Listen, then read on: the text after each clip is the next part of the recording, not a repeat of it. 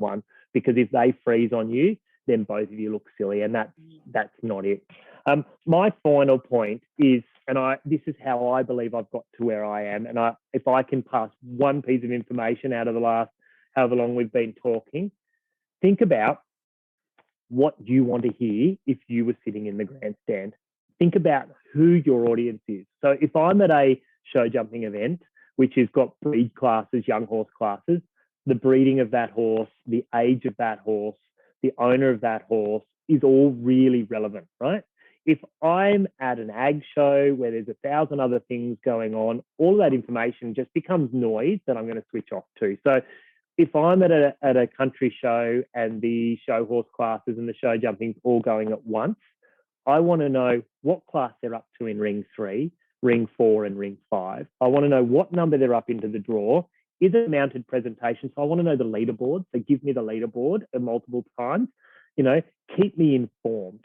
If I'm at Sydney show, we know 80 or 90% of our audience are probably never going to have seen this before. So keep it really simple, keep that simple approach. But think about, because what I do, or if you're listening to me and Lindsay at a show, or you're listening to Jake Smith or Peter Hegney or Carol Hukin, and you go, wow, and then you try and go and be them, that's not going to work. So be authentic, but also think about the show that they're presenting at. And I believe if you listen to me at a show jumping event compared to a royal show, there are a lot of similarities, but there'll be a whole different back end of information that goes with it. And I think if you can nail that, you'll nail the job of a commentator wherever you are in the world. Tim, so many great tactics and tips there to help aspiring announcers just grab a microphone and get out there. I wondered if we could finish on the most immediate piece of advice we could give the next generation, which is what to do first. If you've got a natural charisma like you do, Tim, and a knowledge of a particular area of the show, whether it's poultry or alpacas or show jumping, or if you were like me and studying journalism and you're involved in country activities and you sort of get an opportunity and you're thinking, I wouldn't mind having a go at this, but I don't want to be entirely responsible immediately. What is the first step? Get a microphone. No, look, that's a really tough question, because everyone's journey is going to be different, but it's a really simple question as well, because put yourself out there, be willing to take on advice. It's not always going to be nice. You're never going to keep 100% of people happy. So you're going to get that criticism, but take it as actually a building experience. Have a field, have a passion. Obviously, show jumping for me was my in and my sort of way. Sometimes now I get, sort of pigeonholed into being the show jumping guy. That's fine, because I actually really love it. But, have that passion, have the confidence to go up and start presenting about something, whether that's talking in front of your committee in your area and, in the sheep shed, and then that might grow to then be talking in the grand parade about the sheep. But have that passion and that knowledge, and don't be afraid to ask for help. I'm more than happy, give us a shout out on social media or get my number. Lindsay would have it there.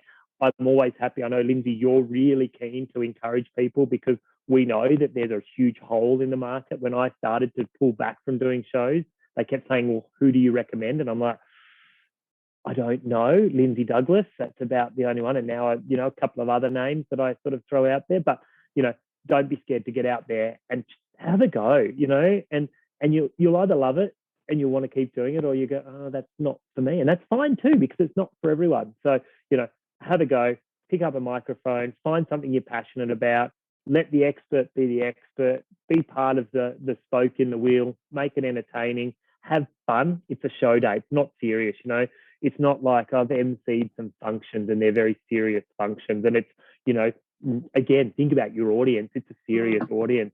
If I'm at the show, people have paid money to come in the gate. They're probably going to pay money on show bags and side shows, or they've paid entry fees and they've paid diesel or fuel to get their camping fees. So they've spent a lot of money. This is their weekend or their holiday.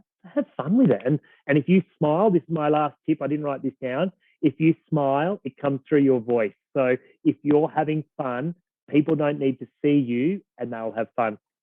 Alternatively, if you yawn through a microphone, you can make everyone yawn. So Didn't know that. Be really mindful of your persona. But if you're smiling and happy, it's going to come across that you're smiling and happy. People are going to enjoy it and they're going to have fun. Well, Tim Dreverman, you have brought a lot of people joy through the microphone. You've also made people fall in love with the sport of show jumping and just learn so much about agriculture because you bring passion, enthusiasm, you ask the right questions, you're not embarrassed to ask the silly question the audience is thinking of when you in fact know the answer. And I hope that you've inspired some people today to follow in your footsteps. Thank you so much for joining us at the Show Announcers Academy. Thanks so much for having us, Lindsay.